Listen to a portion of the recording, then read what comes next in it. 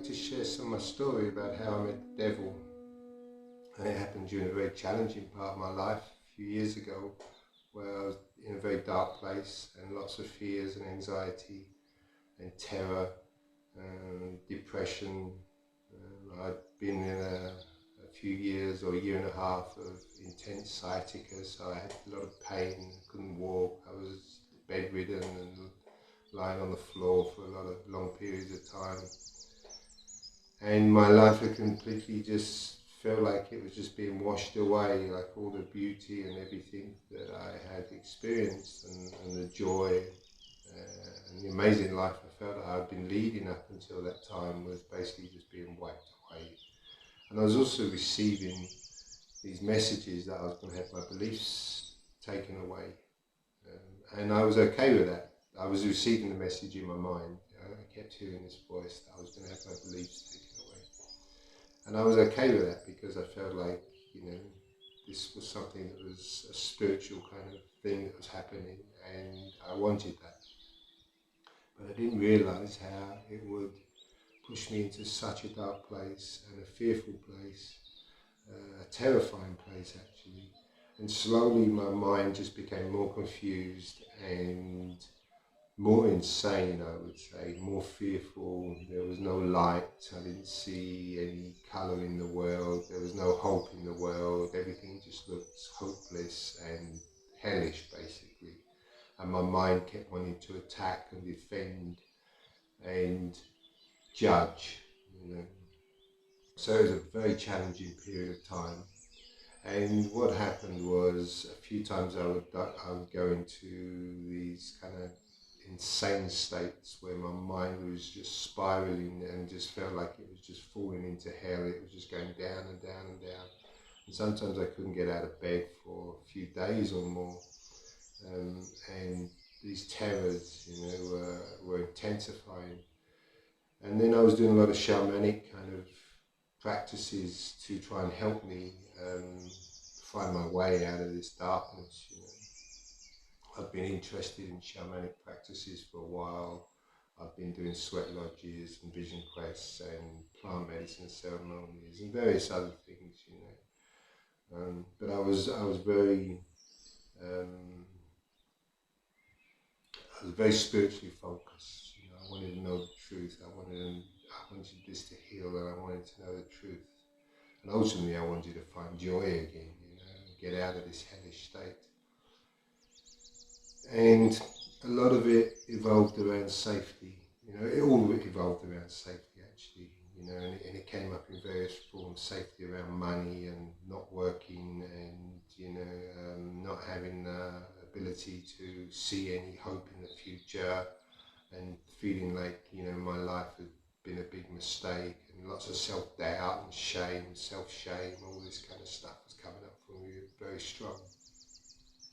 But one time I was doing a drum journey. There's a way of doing a drum journey where you're banging a drum to a rhythm, and that rhythm helps you basically drop into another state of consciousness where you can then travel with the help of basically your guide, your inner voice, the guide that's within you. And you can come to some very beautiful, profound understandings about yourself this way. And I've been doing these kind of journeys by myself or for myself for a while, and for other people as well.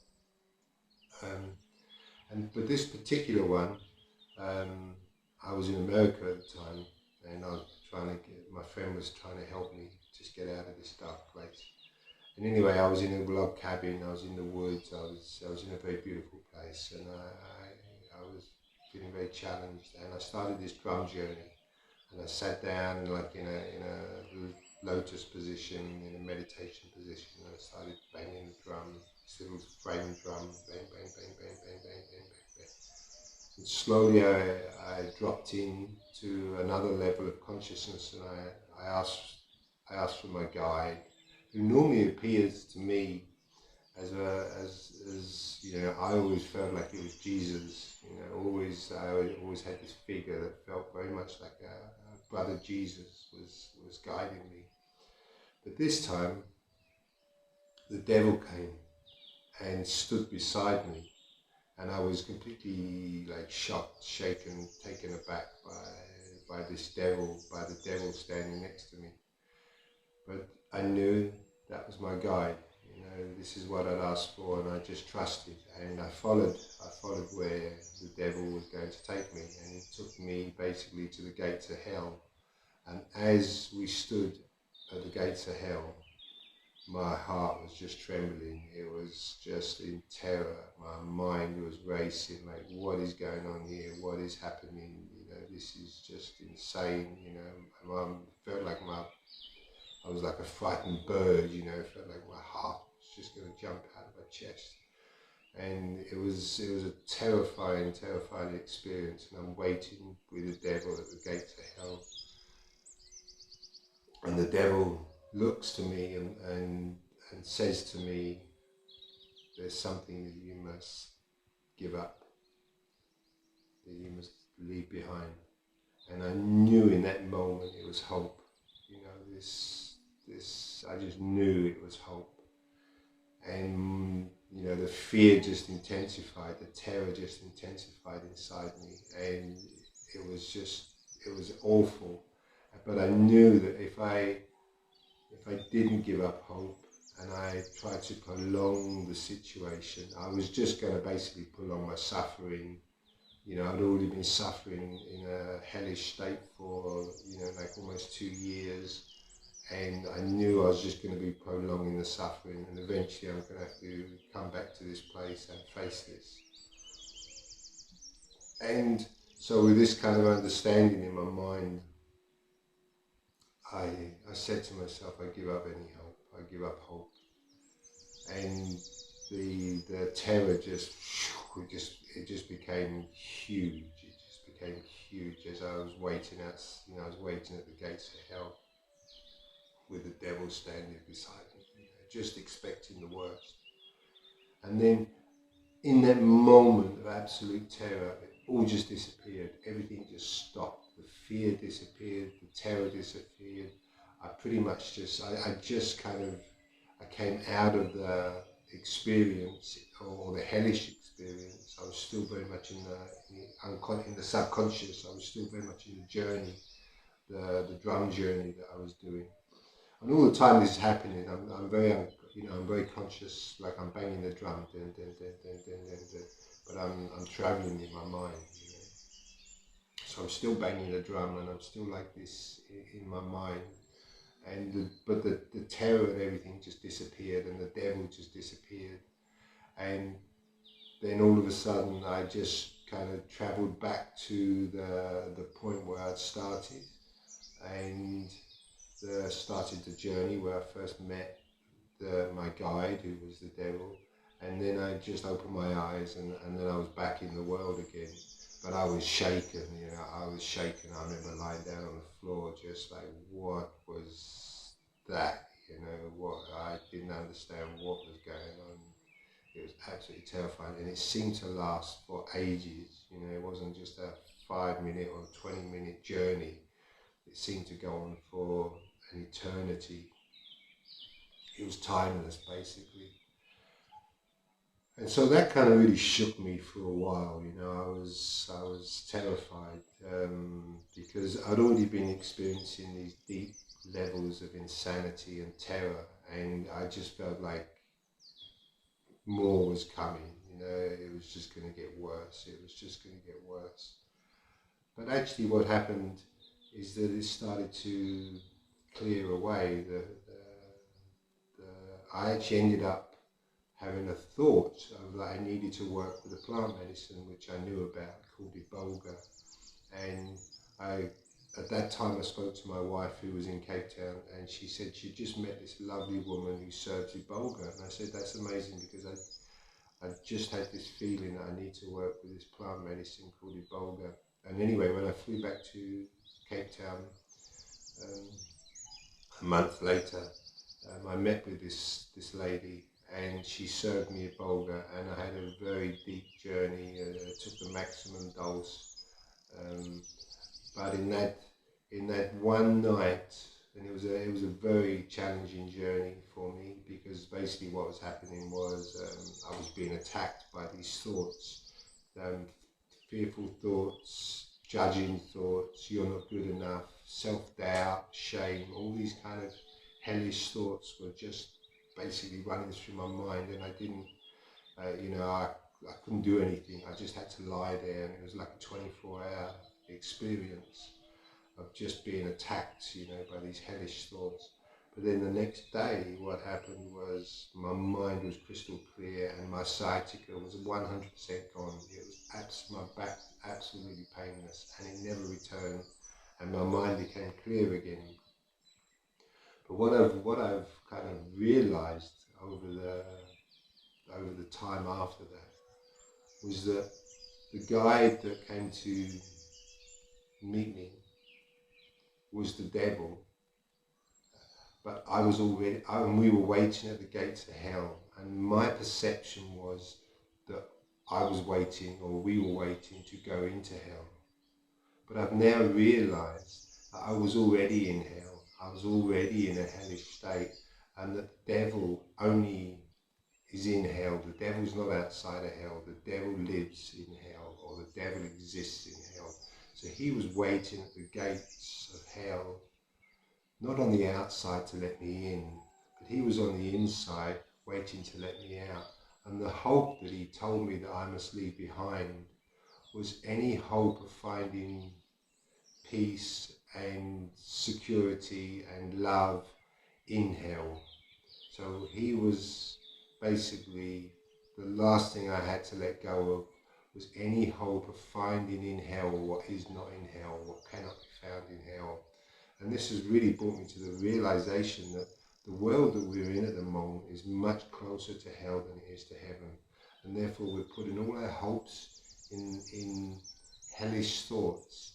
We're trying to save ourselves through money, we're trying to save ourselves through capitalism, we're trying to save ourselves through governments, through politicians, we're trying to save ourselves through jobs, we're trying to save ourselves. We're trying to find abundance in places where there isn't abundance. We're trying to find abundance in money and gold and crypto and all these kind of things. And we're trying to find happiness in places where there isn't happiness. We keep buying more stuff, hoping it's going to make us happy, hoping it's going to make us feel more secure. And it doesn't, And this is because we're actually in a hellish state at the moment. The human consciousness is closer to hell than it is to heaven. And so we're having these insane thoughts about finding in hell what doesn't exist. We're not going to find love in hell. We're not going to find peace in hell. We're not going to find abundance in hell. We're not going to find safety in hell. The only place they can be found is outside of hell, in heaven, which is actually the state of our reality, which is a non-physical reality. This is why we're not physical beings, we're spiritual beings, and we are just permeating and inhabiting a physical body for a period of time. But the physicalness of the world and the physicalness of the body isn't our reality. Our reality is a spiritual body, or a spiritual reality, which isn't actually a body. We are actually bodiless beings. That's why, we are actually free. We exist in a different reality than the physical, and so we have to let go of any hope of finding in levels of consciousness that have fallen into like a hellish state of consciousness. We have to let go of any hope of finding happiness and joy and safety and security and abundance in basically in hell. It cannot be found in hell. And so this is what, it was an incredibly challenging time, and this is, I know people are going through incredibly challenging times that are incredibly confusing. But this is part of our undoing process. This is part of a reawakening process of eventually we're going to come to a new paradigm, where the world becomes what it was created to be. It becomes a place of beauty, a place of abundance, a place of heaven. It's a miraculous place. But we've turned it into a hellish place because of our thinking, because of our beliefs about ourselves. And we worship guns, and we worship idols, and we worship gold, and we worship money, but we're not finding any of the things we're looking for in any of those things. The guns just create more wars, the bombs just create more wars, the governments just create more wars, the money doesn't give us the abundance and the safety that we were hoping for, the jobs don't give us the satisfaction and the safety and the abundance that we were looking for. The things we buy don't give us any of those, don't give us those things either. And this is, for me, this was a beautiful lesson. It was a very challenging lesson, but it really showed me that stop looking for those things where they don't exist. If you want to find those things, you have to look for them where they exist, not where they don't exist. So this is what I learned from basically meeting the devil. It was an incredibly challenging experience, but it has taught me so much about myself, about my reality, and about the reality of the world, and about the reality of all of us. We're actually spiritual beings. We're spiritual beings on a physical journey, inhabiting a physical body for a short period of time. And we haven't, have we actually just come here to accumulate, money and gold and status and jobs and busyness and all these kind of things? Or have we come here to basically go through a paradigm shift, be part of a paradigm shift that takes us out of hell? What more could we do than turn hell into heaven, or to take everyone out of hell and return everyone to the heaven that we were created in? So this is my story of what happened to me,